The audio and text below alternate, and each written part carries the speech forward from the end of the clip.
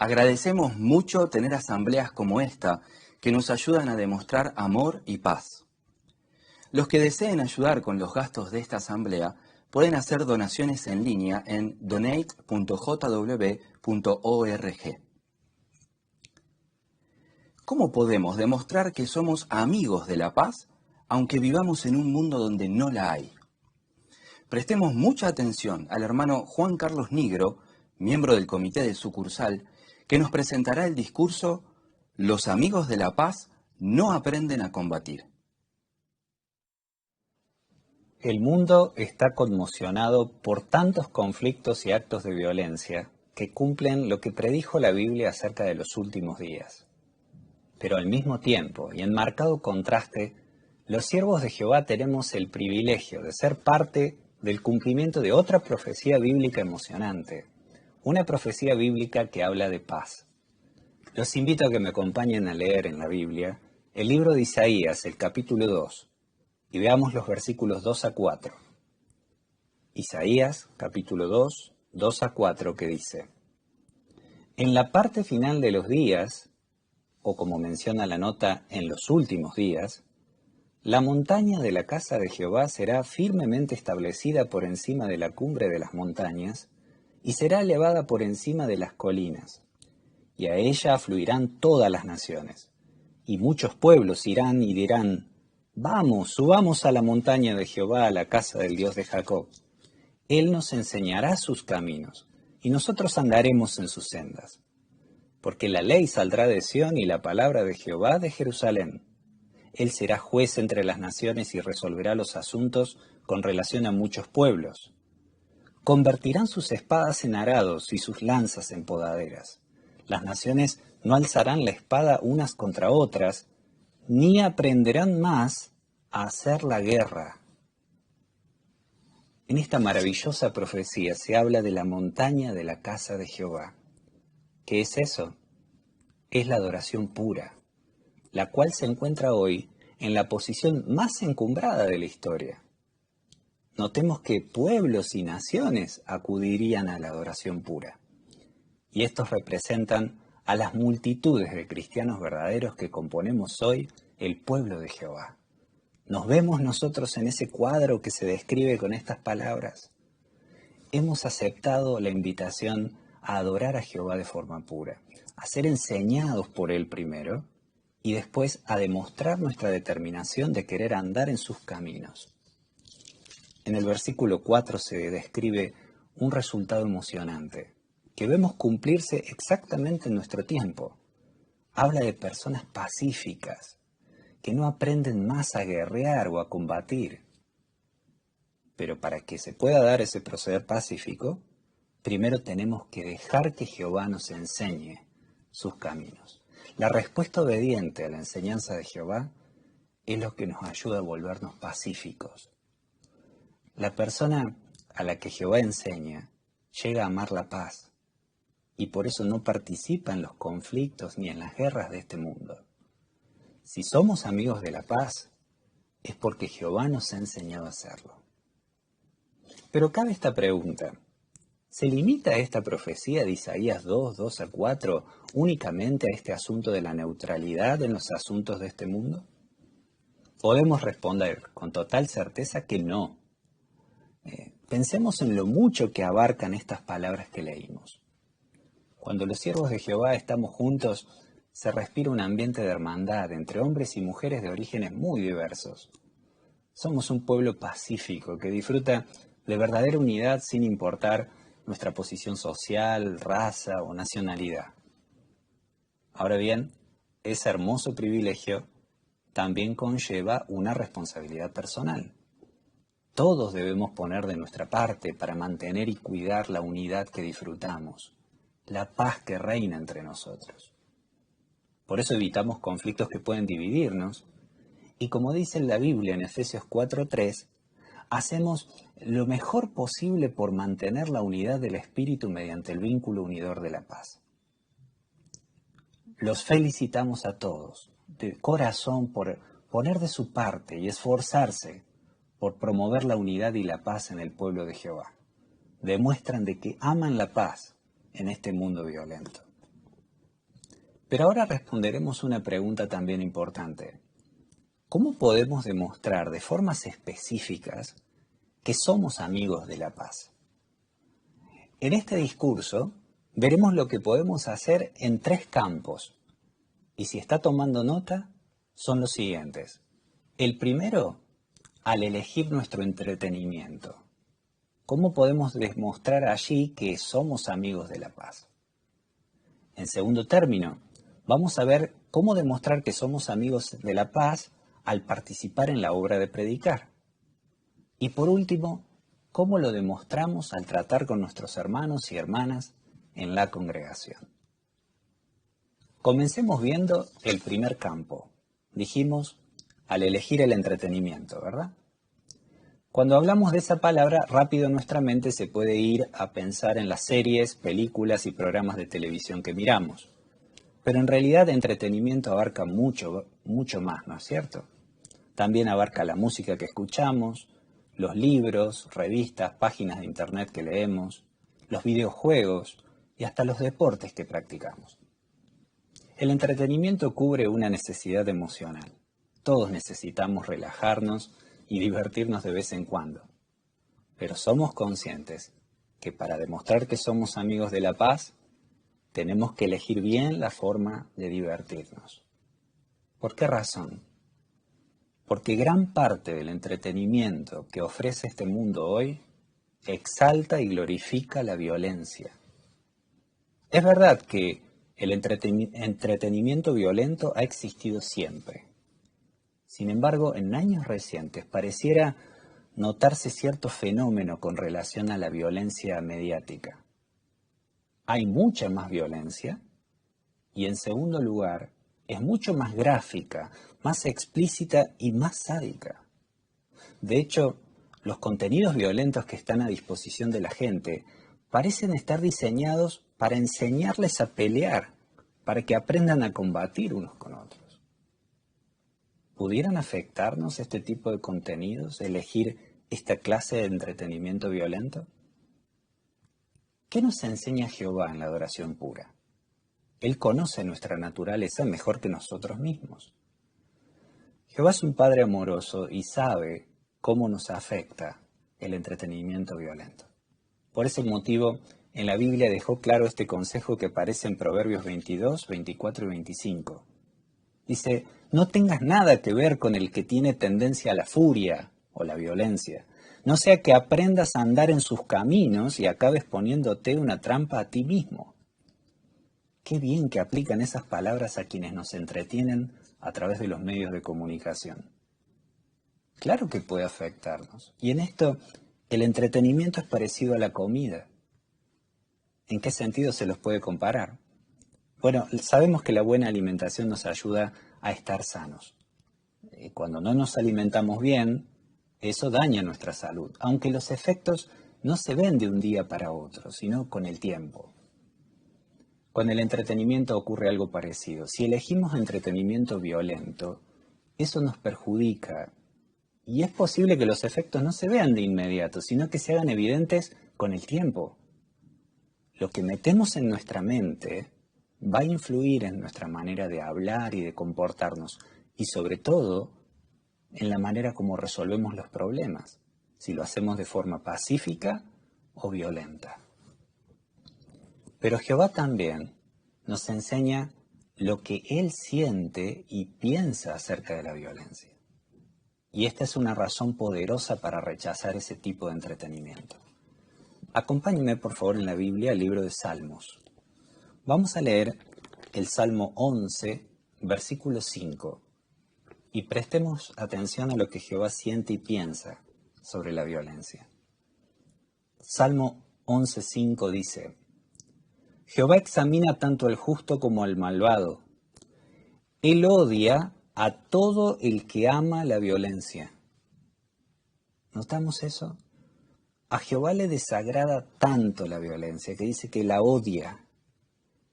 Y lo demostró en el pasado cuando en una ocasión acabó con todos los malvados que habían arruinado la tierra por la violencia. Solo Noé y su familia se salvaron en aquel entonces. Este pasaje bíblico tiene que ayudarnos a meditar. Jehová dice que odia la violencia. ¿Por qué expresaría en la Biblia su sentimiento de forma tan clara? Para ayudarnos a entender que nosotros debemos aprender a odiar la violencia como Él la odia. Y odiar es una palabra que nos hace pensar en una fuerte reacción emocional, ¿no es cierto? Implica sentir aversión, repugnancia, rechazo por algo. Imaginémonos por un momento, si nos dijeran que abriéramos una heladera y nos íbamos a encontrar con comida podrida en su interior.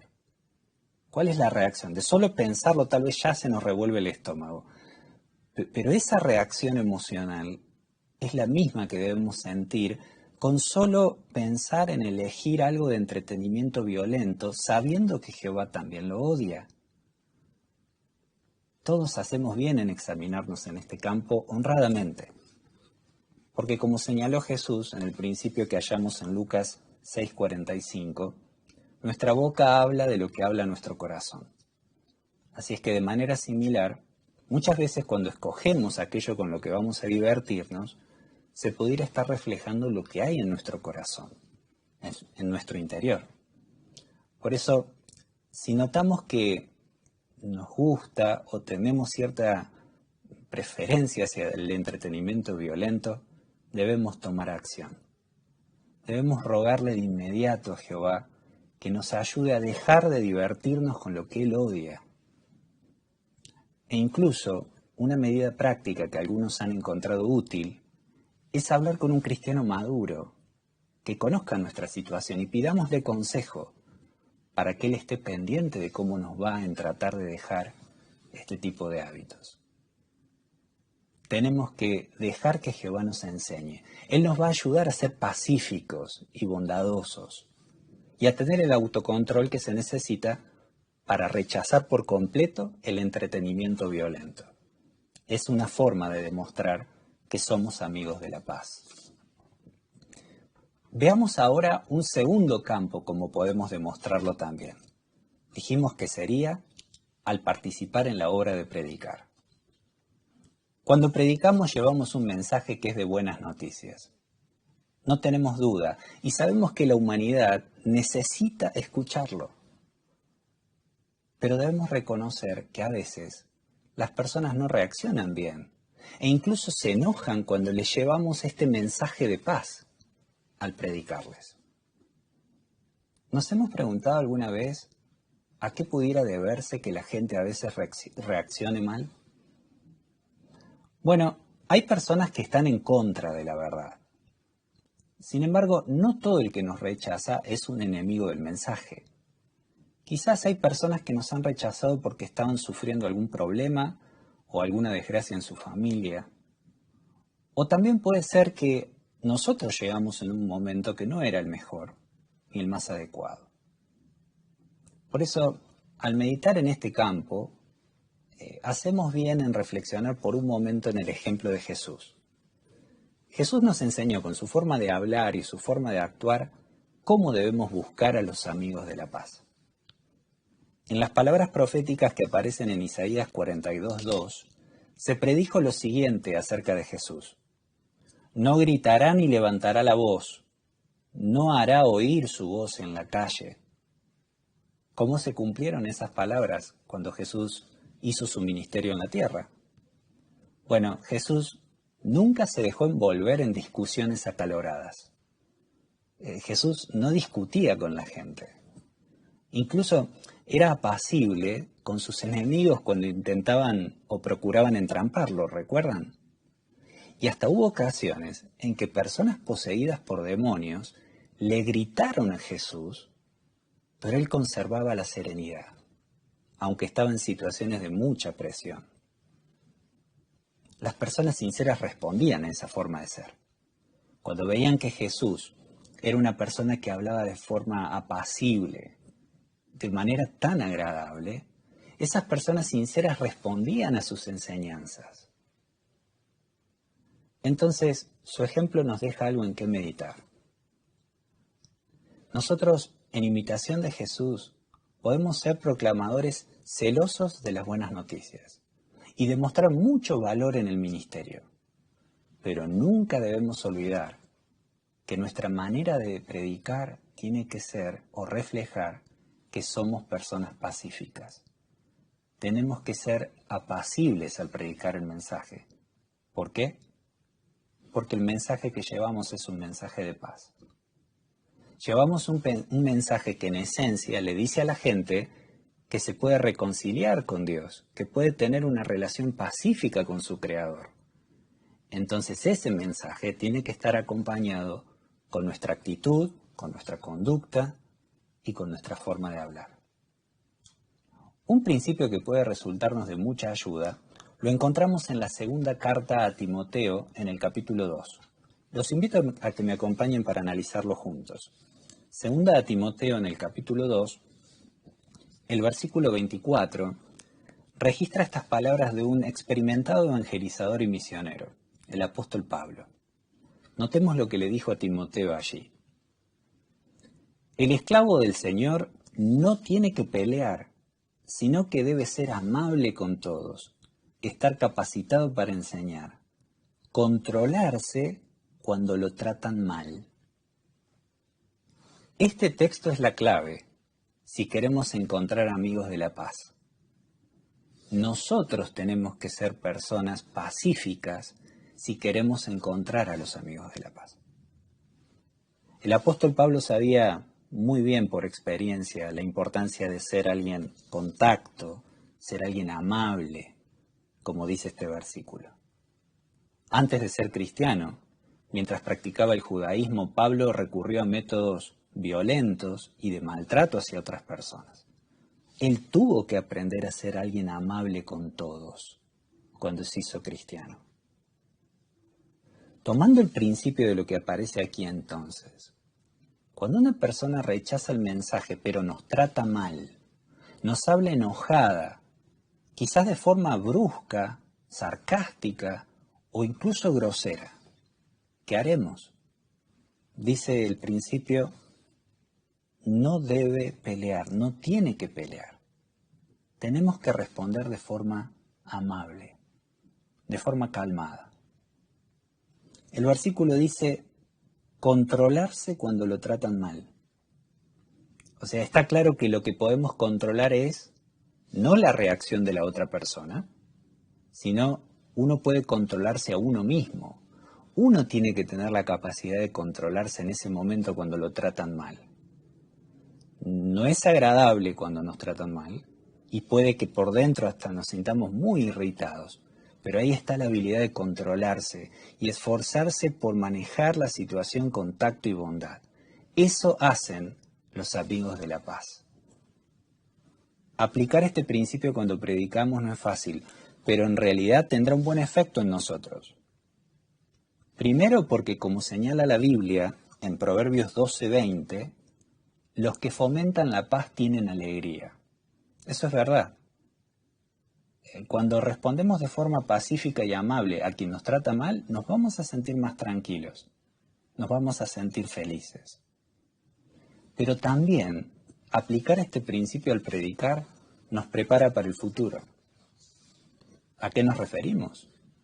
Y bueno, en el nuevo mundo vamos a tener el honor de enseñar los caminos de la paz a millones de resucitados con distintos antecedentes y personalidades.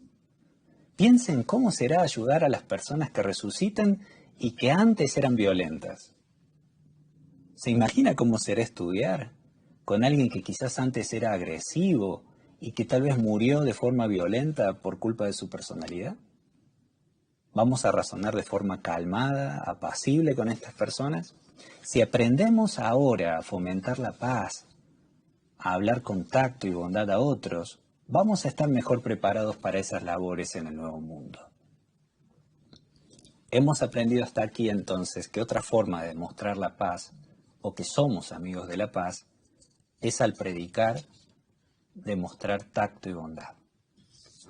Y nos queda el tercer y último campo.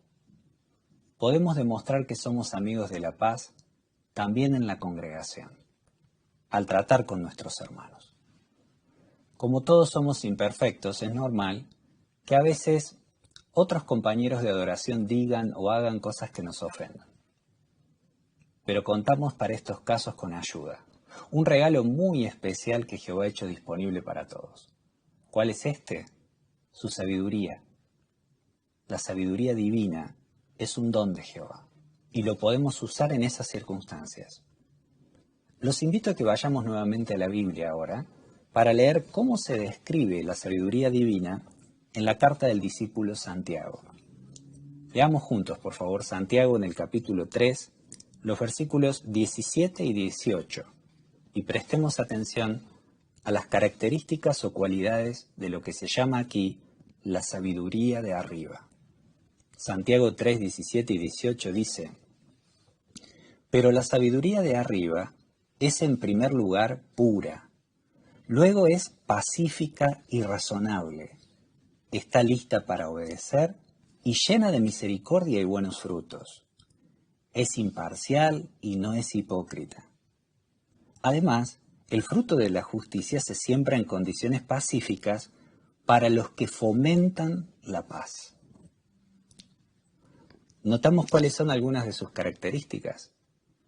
Específicamente la sabiduría de arriba, dice el 17, es pacífica. O sea, nos mueve a ser ese tipo de personas.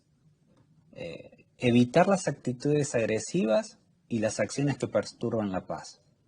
Quien tiene la sabiduría de arriba demuestra ese tipo de comportamiento. Las otras cualidades también contribuyen a la paz. Por ejemplo, dice, es razonable. ¿Se nos conoce por tener un carácter razonable?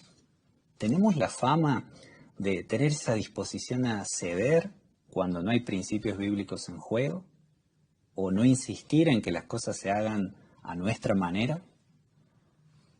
Y el versículo 18 dice la expresión los que fomentan la paz. ¿Somos conocidos en la congregación como personas que fomentamos la paz? ¿Tenemos la fama de ser amigos de la paz? O en otras palabras, promoverla enseguida, perdonando y olvidando los errores ajenos. Si todos nos esforzamos por cultivar estas cualidades que Santiago mencionó aquí, no hay duda de que reinará la armonía en la congregación. En efecto, cuando somos apacibles, razonables y pacíficos, las relaciones con nuestros hermanos mejoran. Porque es de esperar que quizás las costumbres o la personalidad de algún hermano de alguna forma nos irrite o nos moleste tal vez.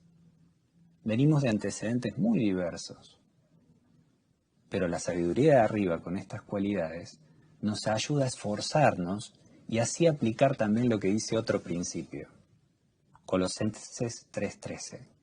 Nos ayuda a soportarnos unos a otros y perdonarnos con generosidad. Y también nos ayuda a pensar que la forma como tratamos a nuestros hermanos va a influir directamente en nuestra relación con Jehová. Por eso, sigamos fomentando la paz y así vamos a poder estar seguros de que el Dios de amor y de paz va a estar con nosotros, si demostramos específicamente esa personalidad en la congregación. Pero aún así, con todo eso, es posible que, como dijimos recién, al ser imperfectos, alguien nos ofenda. Cuando un amigo de la paz se siente ofendido, ¿cómo reacciona? Bueno, tal vez decida pasar por alto la ofensa. Pensemos, si lo que hizo o dijo un cristiano, un compañero de adoración, nos ofendió, ¿podemos pasarlo por alto, perdonarlo y olvidar? Aunque tengamos razón para sentirnos heridos. Quizás podemos verlo como la oportunidad personal de contribuir a la paz de la congregación. Pero si uno como amigo de la paz no puede dejarlo pasar, no puede pasar por alto la ofensa, porque se siente herido y siente que debe tratarlo, aún así, uno puede demostrar que es un amigo de la paz aplicando las instrucciones de Jesús en el Sermón del Monte. En Mateo 5, 23 y 24, Jesús dijo claramente que primero vayamos y hagamos las paces con nuestro hermano. Pensemos en cómo dar los pasos necesarios cuando tenemos que hacer las paces. Vamos a ver 3 sugerencias breves, basadas en los principios bíblicos, que nos van a garantizar el éxito. La primera es, pensemos de antemano lo que vamos a decir y cómo lo vamos a decir para que sea de una forma pacífica. El principio es Colosenses 4:6, que nuestras palabras sean con tacto y con gracia. Cuando vamos a hablar con un hermano para hacer las paces, no demos por sentado de que él nos hizo daño a propósito, sino concedámosle el beneficio de la duda. Y también seamos conscientes o aceptemos la posibilidad de que quizás nosotros en algo contribuimos de algún modo para que se diera la situación o el problema. El punto es claro. Jesús dijo simplemente que fuéramos a hacer las paces. Esa conversación no se trata simplemente de demostrar quién tiene la razón, sino de ganar a nuestro hermano. La paz es más importante que tratar de ganar una discusión. La segunda sugerencia es pedirle a Jehová de todo corazón que nos ayude cuando tengamos que hacer la conversación con nuestro hermano. Basados en lo que dice 1 de Juan 5:14, este es un asunto que Jehová va a escucharlo en la oración, porque está en armonía con su voluntad que nos llevemos bien con nuestros hermanos. Por lo tanto, abramos el corazón y pidámosle a Jehová que nos permita tener éxito, que sea una conversación positiva con nuestro hermano. Y recordemos que nuestro hermano también es un amigo de la paz y que Jehová lo ama como a nosotros. El tercer y último punto, a manera de sugerencia, es: si no conseguimos los resultados que esperábamos a la primera, sigamos intentando arreglar las cosas. El principio es Gálatas 6:9. Sigamos haciendo lo que está bien. Aunque los resultados no hayan sido los esperados en el primer intento, busquemos otro momento para hacer las paces con nuestro hermano. Y mientras tanto pidámosle a Jehová que lo bendiga a él y roguémosle que a nosotros nos ayude a centrarnos en las virtudes de quien nos ha ofendido. Pase lo que pase, podemos estar seguros de que Jehová le agrada muchísimo cuando nosotros nos esforzamos sinceramente por fomentar la paz con nuestros hermanos. Y eso tendrá un efecto hermoso. Nos hará felices, nos dará tranquilidad. Jesús lo dijo claramente en el Sermón del Monte, ¿recuerdan? En Mateo 5:9 dijo: felices los que fomentan la paz. Ese versículo bíblico, si lo buscamos en los dispositivos electrónicos, nos permitirá ver que en la Biblia de estudio, para el versículo 9, hay una nota sobre la expresión los que fomentan la paz, o los pacíficos. La nota tiene este comentario: la expresión o la palabra griega para esto alude a quienes no solo mantienen la paz, sino que además siembran la paz donde no la hay. Qué hermosa expresión, ¿verdad? Podemos demostrar específicamente que somos amigos de la paz si aprendemos a sembrarla en la congregación y en especial cuando ésta parece haberse ido. ¿Cómo se siente después de haber visto estos 3 puntos? ¿Cómo se siente al ser enseñado e instruido por medio de la palabra de Dios durante este día completo de asamblea? ¿Se siente en paz? Ese es el resultado de dejar que Jehová, el Dios de la paz, nos enseñe. Aunque hayamos sido personas pacíficas hasta ahora y tengamos una buena trayectoria, es imprescindible que nos resolvamos a seguir demostrando que somos amigos de la paz en campos específicos como los que estuvimos repasando hoy. Y así vamos a estar demostrando que participamos en el cumplimiento de la profecía de Isaías 2:2-4 que leímos al principio. Ahora podemos repasar la pregunta que aparece en nuestro programa. La pregunta de repaso es: ¿cómo podemos demostrar que somos amigos de la paz? Bueno, la respuesta está basada en 3 textos que analizamos. Salmo 11:5, 2 Timoteo 2:24 y Santiago 3:17 y 18. La respuesta es: Los amigos de la paz no aprendemos a combatir y lo demostramos de 3 formas: rechazando el entretenimiento violento, hablando de forma pacífica cuando predicamos a otros y fomentando la paz en la congregación al tratar con nuestros hermanos. Cuando hacemos esto, cuando fomentamos la paz todos unidos, estamos demostrando que para nosotros la promesa de que la tierra estará llena de personas pacíficas no es solo un sueño, sino que muy, pero muy pronto se hará realidad. Y en ese entonces se dirá, al fin verdadera paz, para quienes demostraron ser verdaderos amigos de la paz. Gracias, hermano Nigro, por explicarnos con tanta claridad cómo podemos demostrar que somos amigos de la paz. Ha llegado el momento de escuchar el discurso de bautismo. El hecho de que miles de personas se bauticen cada año es una prueba de que Jehová está bendiciendo nuestra búsqueda de los amigos de la paz. Nos alegramos mucho por los que hoy se van a bautizar y los invitamos especialmente a ellos a que presten atención a este discurso. El título es Los que demuestren tener fe recibirán vida eterna. Prestemos toda nuestra atención al hermano Ariel Coñequir. Qué felices estamos todos hoy, queridos candidatos al bautismo, por haberlos visto llegar hasta este día, hasta este momento tan especial. Y sabemos que no ha sido fácil, ¿eh? Sabemos que han tenido sus dificultades para llegar hasta aquí. Por citar algunas, oposición tal vez de la familia o de otras personas, circunstancias difíciles, personales, que puedan haber afectado, tal vez algunos aspectos de la personalidad que han luchado mucho por cambiar. Así que todo eso nos pone muy felices, muy alegres. Y claro, Jehová y Jesucristo están todavía más felices. De hecho, si Jesucristo estuviera aquí hoy, seguramente les daría un muy buen consejo. Miren, este consejo se lo dio a sus discípulos hace alrededor de 2000 años atrás y haremos muy bien en repetirlo hoy. ¿Me acompañan en la lectura? Vamos a leer, por favor, Mateo capítulo 17. Mateo capítulo 17, versículo 20. Miren lo que allí les dice. Él les respondió, por la poca fe que tienen. Les aseguro que, si tienen fe del tamaño de un grano de mostaza, podrán decirle a esta montaña, muévete para allá, y se moverá. Nada les será imposible. ¿Vieron lo que Jesús les dijo a sus discípulos? No les dijo, ustedes no tienen fe en absoluto. No, les dijo, por la poca fe que tienen.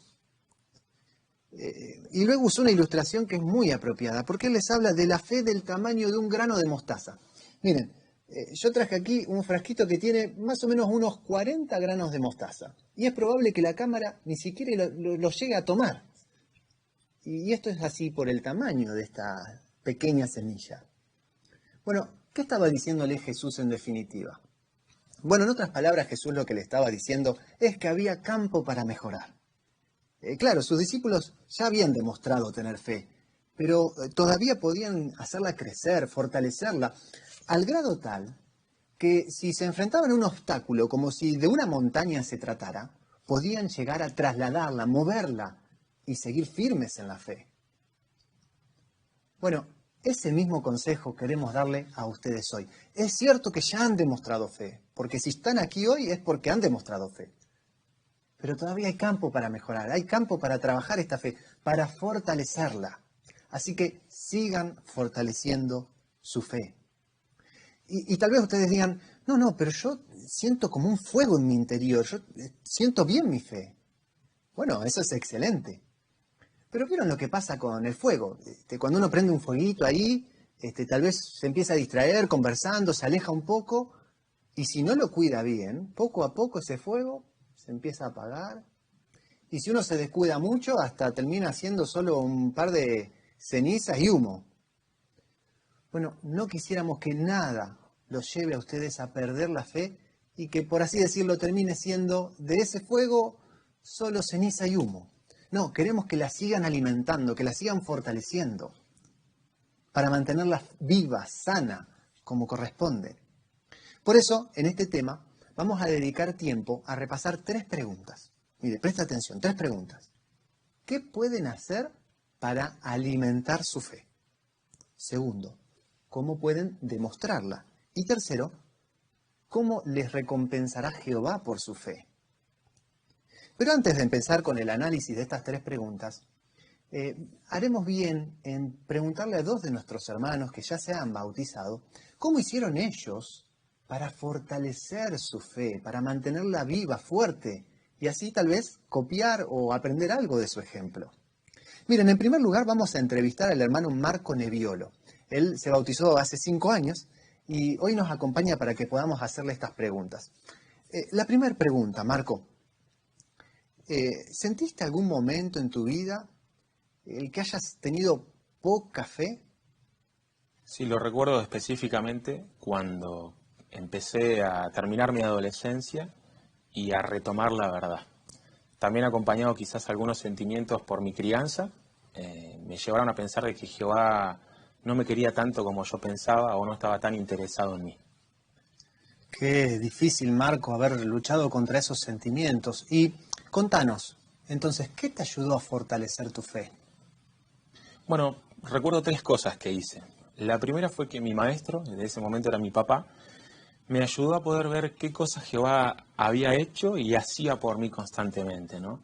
Poder ver y profundizar en esas cosas, por ejemplo, en la creación, en el rescate, fueron cosas que me ayudaron a poder profundizar más en el amor a Jehová. La segunda ayuda fue sin duda la oración, poder contarle a Jehová las cosas que no le podía contar a nadie y ver cómo Jehová respondía específicamente cada una de esas oraciones también fue una gran ayuda. Y en tercer lugar fueron los hermanos. Recuerdo con mucho cariño un hermano que era precursor especial en mi congregación, que me animó a ver la cantidad de posibilidades que tenía de servirle a Jehová en su pueblo y sobre todo me animó a poder cumplir esas metas que me puso, ¿no?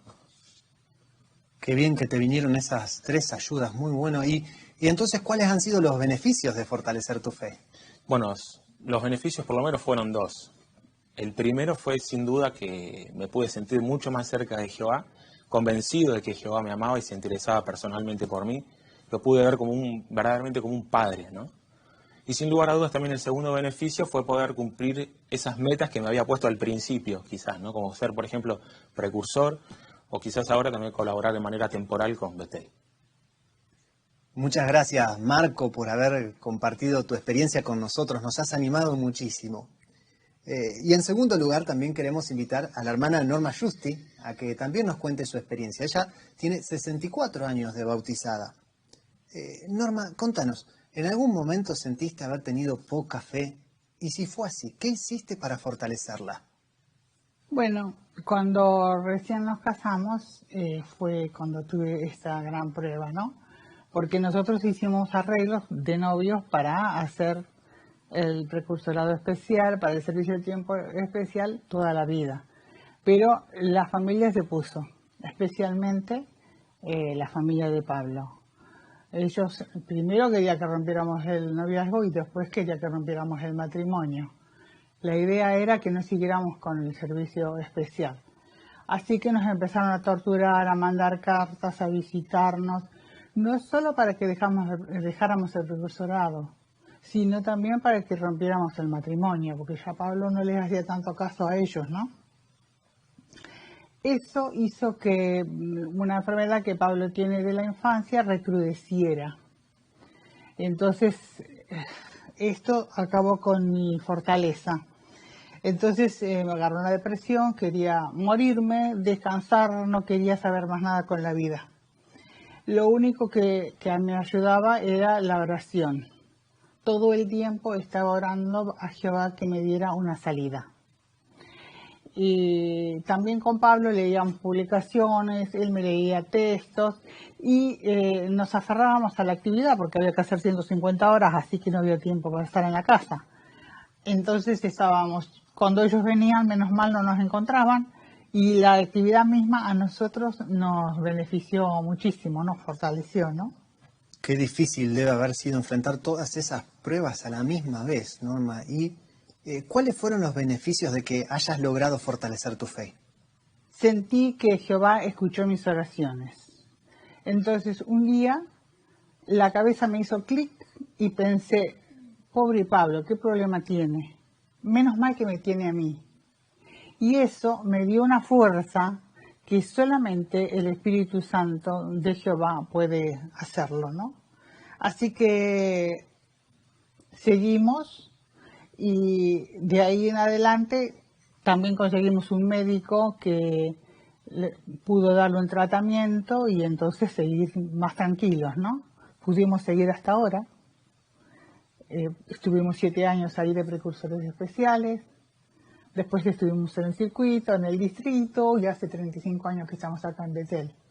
Así que realmente Jehová contestó nuestras oraciones. Son casi 60 años de servicio especial. Muchas gracias, Norma, por habernos compartido una experiencia tan linda que demuestra que uno puede tener fe para trasladar montañas, como leíamos en el texto de Mateo. Y gracias a los dos por habernos contado. Ellos, Marco y Norma, son tan solo 2 ejemplos que demuestran que uno puede alimentar su fe, puede fortalecerla. Y ustedes pueden hacer lo mismo. Por eso haremos muy bien a partir de ahora en volver al análisis de las 3 preguntas. ¿Se acuerda? La primera, ¿qué pueden hacer para alimentar su fe? Para encontrar la respuesta a esta pregunta podemos hacer primero una ilustración. ¿Qué hace uno cuando tiene hambre en su día a día? Y lo primero que hace es ir a la heladera, abrirla y ver qué hay para comer. Bueno, de manera similar, pero mucho más extraordinaria, cuando tenemos hambre en sentido espiritual, lo mejor que podemos hacer es recurrir a la Biblia, que está llena de alimento nutritivo en sentido espiritual. Abrirla, disfrutar de ella. Miren, el salmista explicó muy bien esto en el Salmo 1, 1 al 3. ¿Me acompañan en la lectura? En este texto vamos a encontrar los 2 pasos que tenemos que dar para alimentar nuestra fe. Salmo 1, 1 al 3. Allí dice, feliz el hombre que no anda según los consejos de los malvados, que no se detiene en el camino de los pecadores, que no se sienta en el asiento de los burlones, sino que disfruta con la ley de Jehová. Noten el primer paso. Día y noche lee su ley. Segundo paso. Y medita en ella. Será como un árbol plantado junto a corrientes de agua, un árbol que da fruto a su tiempo y cuyas hojas no se marchitan. Todo lo que él haga tendrá éxito. ¿Pudieron captar los 2 pasos? Primero, día y noche lee su ley. Analicemos este paso en primer lugar. ¿Notaron cómo el salmista hablaba de disfrutar de la ley? ¿A qué se le viene a la mente cuando uno piensa en una actividad que uno disfruta? Y bueno, una actividad que no permite a uno que nada se interponga para poder realizarla. Bueno, de la misma manera, en nuestro día a día, la Biblia, la palabra de Dios, leer algo de la Biblia todos los días tiene que ser una prioridad. Nada se puede interponer con esta actividad. Y claro, algo que nos va a ayudar a verlo así es cuando uno piensa en qué significa leer la Biblia. No es leer un libro cualquiera, un libro más. Estamos escuchando a Jehová, Él nos habla. Entonces, si ustedes lo ven así, si cada vez que se sientan a leer la Biblia en su día, piensan que Jehová les está hablando, bueno, seguramente disfrutarán muchísimo de su lectura. Y como es una actividad tan importante, uno tiene que programarla. Por eso, una linda meta que pueden ponerse es entrar al sitio JW y allí en el buscador que está en el corner superior derecho, pueden escribir Programa de Lectura de la Biblia.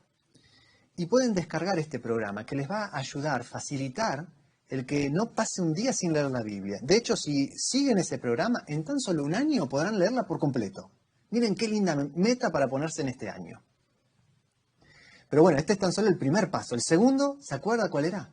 Allí el salmista decía, medita en ella. Es decir, tenemos que meditar. ¿Qué implica meditar? Bueno, básicamente sería permitir que lo que leemos, en vez de quedar solo en nuestra mente, baje a nuestro corazón. ¿Y cómo lo haríamos? Bueno, un hermano lo ilustró de esta manera. Tenemos que mirar hacia arriba, tenemos que mirar hacia uno mismo y mirar hacia los costados. ¿Qué sería esto? Bueno, básicamente uno tiene que, cuando termina de leer una porción de la Biblia, detenerse y pensar, primero, en qué me enseña esto de Jehová.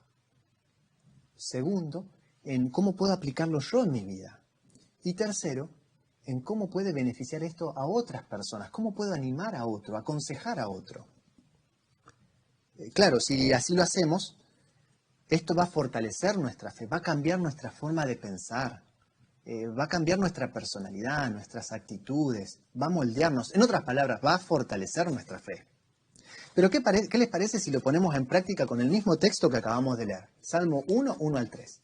A ver, repasemos las 3 preguntas que nos tenemos que hacer en forma de práctica para que grabemos esta idea. Salmo 1, 1 al 3. Recuerdan la primera pregunta, mirando hacia arriba. A ver, ¿qué me enseña esto de Jehová? Bueno, si uno repasa, por ejemplo, allí, cuando dice que Jehová quiere que leamos su ley día y noche, ¿qué idea se les viene a la mente? Piensa en una persona que busque hablar con usted día y noche, todo el tiempo. ¿En qué piensa usted? Y en alguien que busca ser mi amigo, que busca estar cerca mío. Bueno, eso quiere ser Jehová de usted, su amigo. Mire cómo meditando uno puede llegar a lecciones aunque no estén escritas. La segunda pregunta, ¿se acuerda? Mirarse hacia uno mismo. Claro, ¿cómo puedo aplicar esto en mi vida? Bueno, hoy lo repasamos, ¿no? Ya dijimos los 2 pasos. Leer, meditar, disfrutar de la lectura. La tercera pregunta, mirar hacia nuestros costados. ¿A quién puedo beneficiar con esta lectura o con este pasaje? ¿A quién puedo animar? ¿A quién puedo ayudar? Bueno, si uno piensa en las primeras palabras del texto, cuando dice feliz el hombre, ¿quién no quiere ser feliz en esta vida? O de otra manera, ¿a quién le gustaría a usted beneficiar a ser feliz con la lectura de este pasaje?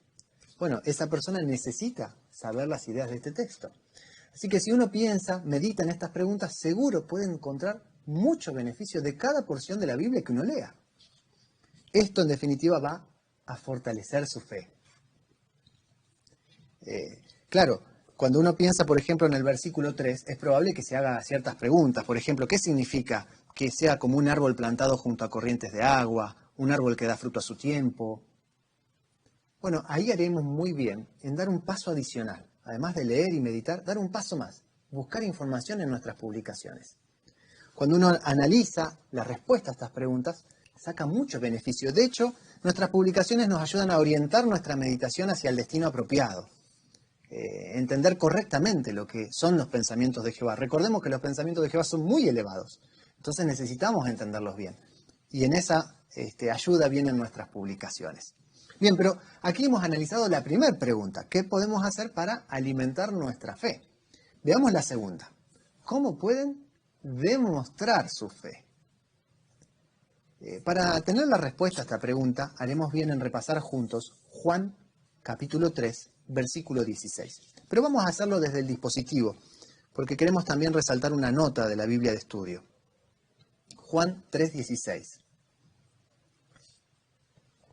Allí dice, porque Dios amó tanto al mundo que entregó a su Hijo unigénito, para que nadie que demuestre tener fe en Él sea destruido, sino que tenga vida eterna.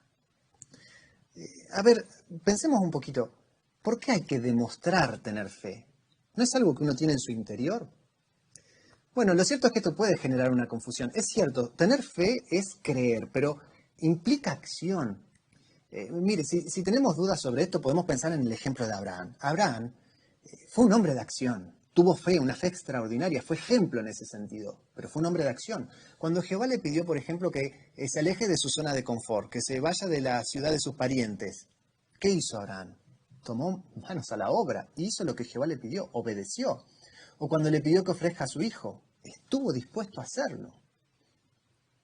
Está claro, demostrar fe implica acción, es más que solo creer.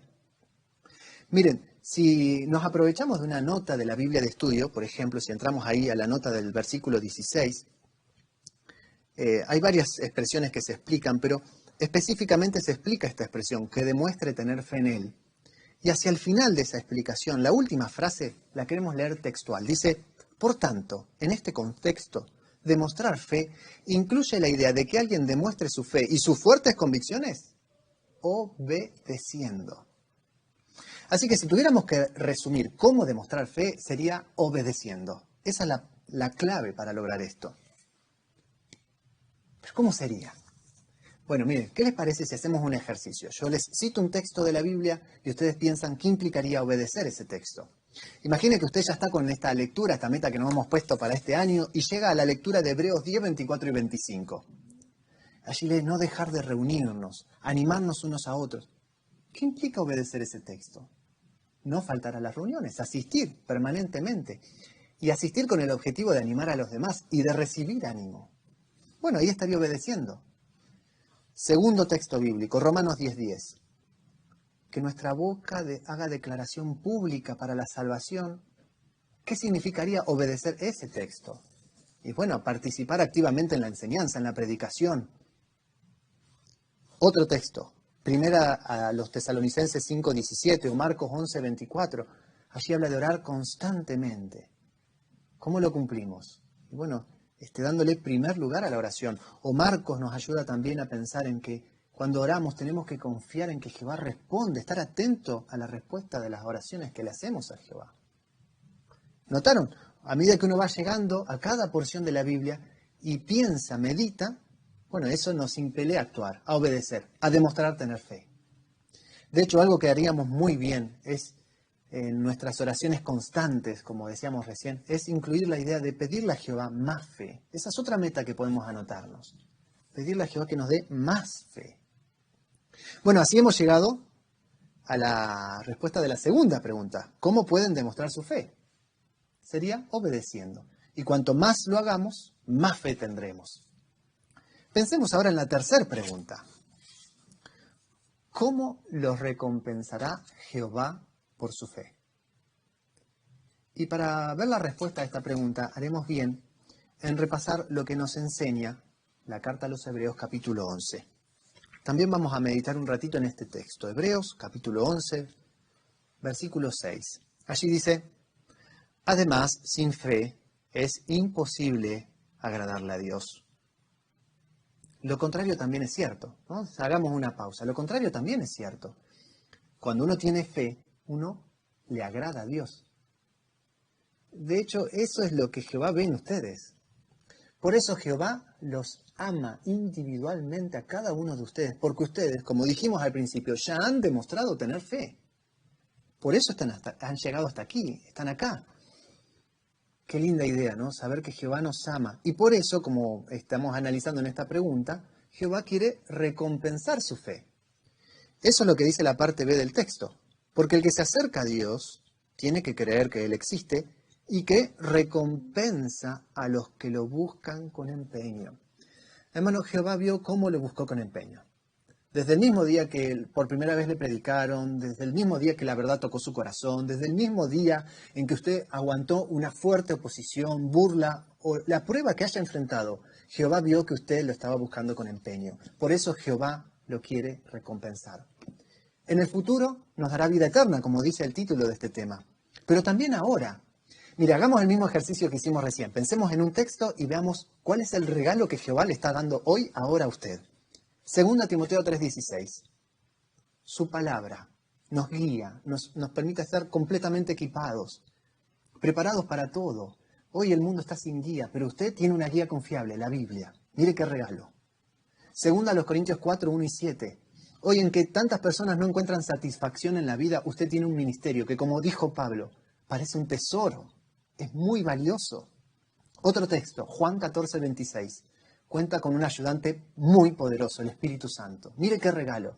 Piense si uno tuviera un ayudante para todo lo que tiene que hacer en la vida, para sus actividades diarias. Las que son muy difíciles, levantar algo muy pesado, bueno, ahí viene un ayudante y nos ayuda. O las que no nos gustan, por ahí, no sé, lavar algo, limpiar algo. Bueno, viene nuestro ayudante y nos da una mano. Bueno, Jehová hizo algo mucho más extraordinario, le regala el Espíritu Santo, este ayudante, que cuando tenga una asignación difícil, cuando tenga una asignación que en el fondo no le gusta, puede ayudarle a cumplirla, a seguir adelante en el camino para la fe. Último regalo que vamos a repasar. Primera a Tesalonicenses 3:7. La hermandad mundial. A partir de ahora, ustedes, queridos candidatos del bautismo, son nuestros hermanos. Qué hermoso que hayan llegado hasta aquí.